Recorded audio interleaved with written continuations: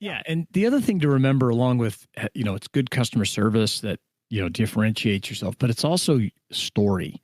We talk a lot about it on this show. If you just go to businessshow.co and search the word story, we've got a number of episodes that we've talked about that. But what is your story? Why are you doing this? What got you in the business? I mean, share that with your customers. Talk about, it's like the Jay Peterman Seinfeld thing where the guy is describing everything that connects with people on an emotional level.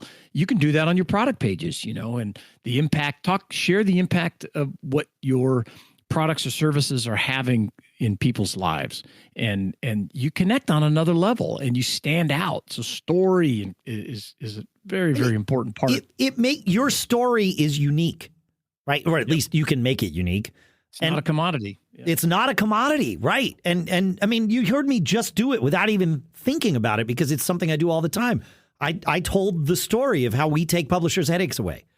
Oh, okay. Well, that's interesting. That's far more interesting than me saying, well, we'll manage your sponsorships for you. I mean, like that might be attractive to you if you've already been down the path and you don't want to do that. Great. But yeah, we take publishers' headaches away. That's great. Like that's a good story. It is. Yeah. And you can say it in a sentence, right? And I can say it in a sentence. I can tell you, like, we started this business because we were publishers and we took our own headache away. And then we knew that other people were going to need that because you came to us and told us. So we started this business at your request. Not you specifically, but people just like you asked us to create this business, which is literally true. But we can choose whether or not to tell that story. I choose to tell it because it makes people more comfortable. Yeah. Yeah. And it doesn't matter how small or big you are. If you learn about Shopify, one of our sponsors, you'll learn that it was started by Toby, this guy who was a snowboarder that wanted to sell snowboard stuff. And it turned out that as he built some software, and not very many people wanted to buy his snowboard stuff, but lots of people wanted to buy his software.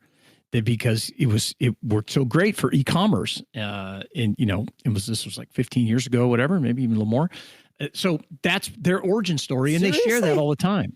Look it up. That's amazing. I am looking it up. Yeah, you're right. Tobias Toby, T-O-B-I. Yeah. If you will link that Stratechery article. I've already put it in the show notes. Yep. In the show notes, you can read about it in there too, and there's a numerous podcasts where they tell their story because. It's not just about, we make websites and e-commerce and it's cool. No, man. We change people's lives. We empower entrepreneurs and, every 28 seconds, there's a first sale on our site. That's your story.